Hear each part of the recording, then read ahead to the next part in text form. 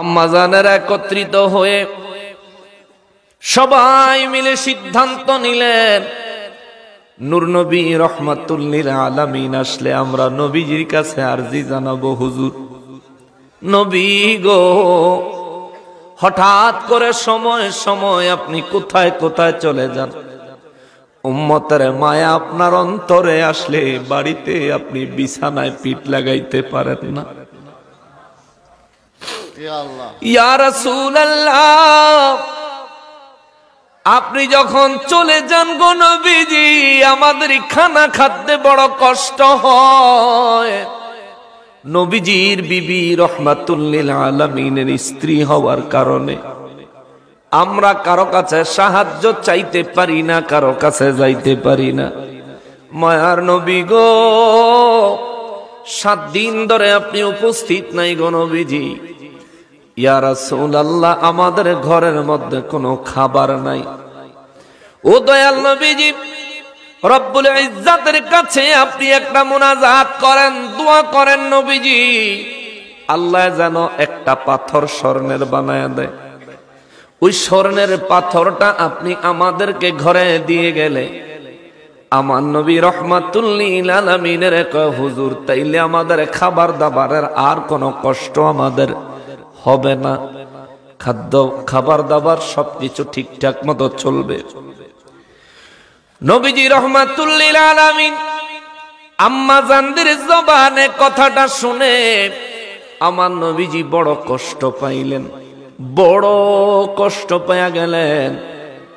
আবার নবীজি বললেন, যেইভাবে যেই হালতে যেই অবস্থা আছে এই অবস্থাতেই জীবন কাটাইতে হবে। যদি তোমাদের পক্ষে ধৈর্য ধারণ করা সম্ভব না হয়, তাইলে তোমরা তোমাদের মতো করে সিদ্ধান্ত নিতে পারো। জোরে কন্যা সুবহানাল্লাহ।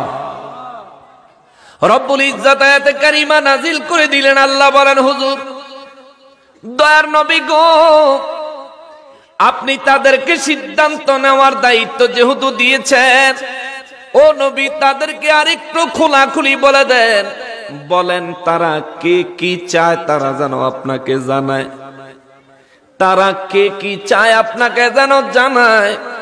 তারা যে যা চাইবে আমি রব্বুল ইজ্জাত তাদের জন্য তাই ব্যবস্থা করে দিব। আল্লাহু আকবার। কিন্তু শর্ত হলো তারা যা চাইবে তাদেরকে তাই দিব। শর্ত হলো তারা নবীর ঘরে থাকতে পারবে না, নবীর ঘর থেকে বিদায় নিয়া বাপের বাড়ি চলে যেতে হবে, অর্থাৎ তালাক। জোরে কন্যা আল্লাহু আকবার। সমস্ত বিবিদেরকে নবী ডেকে বললেন, বিবিরা রে, ও বিবিরা, রব্বুল ইজ্জাত বলেছেন তোমরা কে কি চাও তোমরা বলো, তবে এখনই বলা লাগবে, ব্যাপারটা এমন না। আমার মা বোনেরা গো, মির্জাপুরের মায়েরা, ও আমার হবিগঞ্জের মায়েরা, মনোযোগ দিয়া শুনে, স্বামীর কাছে কোনো জিনিস চাইলে বিনয়ের সাথে চাইবেন। যদি স্বামী দিতে তৌফিক থাকে দিবে, যদি না দিতে পারে মা মনে কষ্ট নিয়েন না, অন্য ধরনের খারাপ আচরণ করিয়েন না। নূর নবী রহমাতুল লিল আলামিন বলেন, এখনই সিদ্ধান্ত নিতে হবে, ব্যাপারটা এমন না। যাও যাও যাও, তোমরা তোমাদের বাবার বাড়ি যাও, পরিবারের লোকজনদের সাথে বসো, পরিবারের লোকেরা তোমাদেরকে যেইভাবে বুদ্ধি দেয়, পরামর্শ দেয়, যা চাইতে বলে সবার সঙ্গে পরামর্শ করে এসে আমার কাছে তোমরা চাও। আমার কাছে চাইলে যা চাইবা তোমাদেরকে তাই দেওয়া হবে। সিদ্ধান্ত কার? জোরে কোন কার? আল্লাহ পারেনি? পারেনি? পারেনি? আল্লাহ পারেন না এমন কোন ব্যাপার? কুন ফায়াকুন, যা কিছু আল্লাহ করতে চায় আল্লাহ শুধু বলেন হও, সঙ্গে সঙ্গে হয়ে যায়।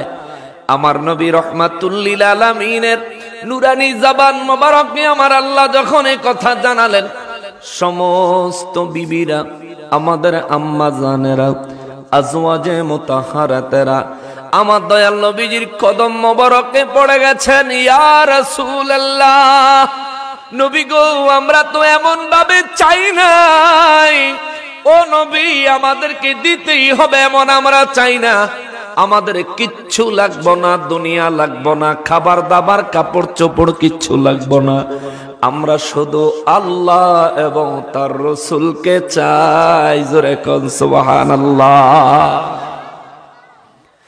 আমরা শুধু আল্লাহ এবং তার রাসূলকে চাই।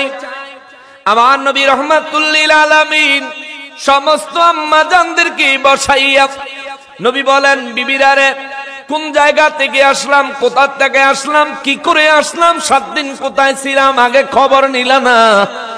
নিজেদের কথাটা তোমরা আগে জানায় দিলা, রিপিটটা কমায় দিতে হবে। নিজেদের খবরটা, নিজেদের চাহিদা, নিজেদের অভাবটা তোমরা আগে জানায় দিলা। সব বিবিরা একত্রিত হয়ে নবীর খেদমতে তাশাহুদের মতো নিজের পা গুলো ভাঁজ করে নবীজির সামনে বসে গেলেন। নবীজিকে জিজ্ঞেস করলেন, ইয়া রাসূলুল্লাহ, আপনি দয়া করে বলেন, আমাদেরকে জানান, হুজুর আপনি 7 দিন কোথায় ছিলেন? নবী আমার রাহমাতুল লিল আলামিন বলেন, ও আজওয়াজে মুতাহহারাতেরা রে, আমি নবীর অন্তর মোবারকে উম্মতের মায়ার কথা যখন চিন্তায় আসে রে, আমি রাহমাতুল লিল আলামিন আর ঠিক থাকতে পারি না, আমি পাহাড়ের গুহায় চলে গেছি। উম্মতের মায়ায় আল্লাহর কুদরতের দরবারে সিজদা মোবারক দিয়ে কেঁদেছি। তোমরা আমার কাছে একটা পাথর স্বর্ণের চাইলা, আমার আল্লাহ আমার কান্নায় এত খুশি হয়েছে, আল্লাহ আমাকে ওয়াদা দিয়েছেন, হুজুর আপনি কান্না থামান, উহুদ পাহাড়টা আপনি নবীর জন্য আমি আল্লাহ স্বর্ণ বানায়া দিলাম। আল্লাহু আকবার। উহুদ পাহাড়টা স্বর্ণ বানায়া দিলাম। আপনি নবী যেখানে যাবেন আপনার পিছনে পিছনে উহুদ পাহাড় যাবে। সুবহানাল্লাহ। আপনি তারা নিতে হবে না, টানতে হবে না, কারেন্ট ব্যবহার করতে হবে না, গাড়িতে করে নিতে হবে না। হুজুর আপনি যেখানে যাবেন উহুদ পাহাড় আপনার সঙ্গে সঙ্গে যাবে। বিশ্বাস হয়? নবী যেখানে যাবে পাহাড় সেখানে যায়। বিশ্বাস হয়? বিশ্বাস হয়? মদিনা মুনাওয়ারায় একটা পাহাড় আছে রে, ওই পাহাড়টার নাম হলো জাবালে সাফর। মদিনা মুনাওয়ারায় একটা পাহাড় আছে, ওই পাহাড়ের নাম হলো জাবালে সাফর। ওই পাহাড়টা আমি কয়েকবার দেখেছি। আমি যখন হজে গিয়েছিলাম আমি লাইভ করতে চাইছিলাম, কিন্তু ওখানে গাড়ি নিয়ে দাঁড়াইতে দেয় না। এই জাবালে সফরের ইতিহাস হলো, এই পাহাড় মদিনার পাহাড় না, এটা মক্কা মুআজ্জামার পাহাড়। আমার নবী হিজরত করে যখন মদিনা মুনাওয়ারায় এসেছে, নবীর মহব্বতে মক্কা মুআজ্জামা থেকে মদিনা মুনাওয়ারায় এসে গেছে। আল্লাহু আকবার। ওই পাহাড়ের নাম এই জন্য জাবালে সফর। ওই নবীজিকে আল্লাহ কয়, হুজুর উহুদের পাহাড়টা স্বর্ণের বানায় দিব, আপনারা পিছনে পিছনে ঘুরবে, কান্না বন্ধ করেন। আমার নূর নবী রাহমাতুল লিল আলামিন কান্না থামায় না। আল্লাহ বলেন, হুজুর কি দিব আপনাকে, কি দিলে আপনি খুশি হবেন? আমার নবী বলেন, আল্লাহ আমার উম্মত, আমার উম্মত, আমার উম্মত, আমার উম্মতের ক্ষমা দেন, আমার উম্মতের দয়া করেন, আমার উম্মত গুলারে মাফ করে দেন। আল্লাহ বলেন, হুজুর আপনার উম্মতকেও মাফ করব, আমি আল্লাহ ওয়াদা দিলাম। সুবহানাল্লাহ। নবীজি কয়, আল্লাহ আমার উম্মতের কেমন মাফ করবেন আপনি দয়া করে বলেন। রব্বুল ইজ্জাত আমার নূর নবীজির উপরে ওহী নাজিল করলেন, কালামুল্লাহ। আল্লাহ কয়, হুজুর ইয়া রাসূলুল্লাহ, নবী গো, হাসরের ময়দান থেকে আপনি নবীজি যখন জান্নাতে প্রবেশ করবেন, হাসরের ময়দান থেকে বিচারের পরে আপনি নবীজি যখন জান্নাতে প্রবেশ করবেন, হুজুর আপনার সঙ্গে 70,000 গুনাহগার উম্মতের বিনা হিসাবে বিনা আযাবে জান্নাতে দিব। সুবহান। নবীজির সাথে নবীর সঙ্গে আমরা জান্নাতি হতে চাই কি চাই না? করে বলেন, দুই হাত তুলে বলেন, নারায়ে তাকবীর, নারায়ে রিসালাত, নারায়ে রিসালাত, নারায়ে রিসালাত। উনজুর হালানা ইয়া রাসূলুল্লাহ, ইসমা ক্বালানা ইয়া হাবিবাল্লাহ, ইশফা ক্বালানা ইয়া রাসূলুল্লাহ, ইয়া রাসূলুল্লাহ। আল্লাহ তাআলা আমাদেরকে কবুল করেন। জবান খুলে পড়েন আমিন। নবীজির সঙ্গে জান্নাতে দিবে কত কত? নবীজি খুশি হয় না? নবীজি খুশি হয় না? সিজদা মোবারকে মাথা মোবারক লাগায়া রাখছে। রব্বুল ইজ্জত কয়, নবী গো, ও গো দয়াল নবীজি, আপনি নবী রহমাতুল লিল আলামিনের, আমি আল্লাহ আপনার গুনাহগার উম্মতদের মধ্য থেকে 70,000কে আমি আল্লাহ মাফ করে দেওয়ার ওয়াদা করলাম। তবুও সিজদা থেকে মাথা মোবারক উঠান না গো নবীজি। ইয়া রাসূলুল্লাহ, আমি আল্লাহ আরো ঘোষণা দিলাম, আপনার ওই 70,000 উম্মতের সঙ্গে প্রতি হাজারে আরো 70,000কে শাফাআত করে জান্নাতে নেওয়ার মতো তাদেরকে ওই ক্ষমতা দিব। জোরে কন্যা সুবহানাল্লাহ। হিসাব করে দেখলাম, নবীজির উম্মতের মধ্যে যারা পাপী, গুনাহগার, জাহান্নামী, গুনার পরিমাণ বেশি, এই মানুষগুলোর মধ্য থেকে 49,70,000 নবীর উম্মত বিনা হিসাবে বিনা আযাবে নবীর সঙ্গে জান্নাতে যাবে। সুবহানাল্লাহ। ওই 49,70,000 মধ্যে আমরা থাকতে চাই কি চাই না? জোরে বলেন, চাই কি চাই না? এই জান্নাতের বাগান আমার নবী সাজায় দিয়া গেছেন বড় কষ্টের বাবা।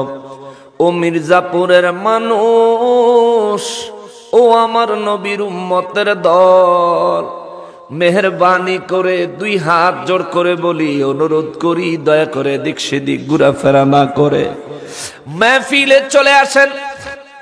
নবীজি বলেন, আয়েশা রে, ও আয়েশা, আল্লাহ বলেছেন উহুদের পাহাড়টা স্বর্ণের বানায়া দিব। আম্মা জানেরা কয়, হুজুর একটা পাথর স্বর্ণের বানায়া দিতে কইছি, তাইলে অত রাগ হইছেন কা? সুবহানাল্লাহ। স্বামী স্ত্রী তো মহব্বতের কথা তো চলেই। যে একটা পাথর না চাইছিলাম, নাইলে 5 কেজি হইতো একটা পাথর,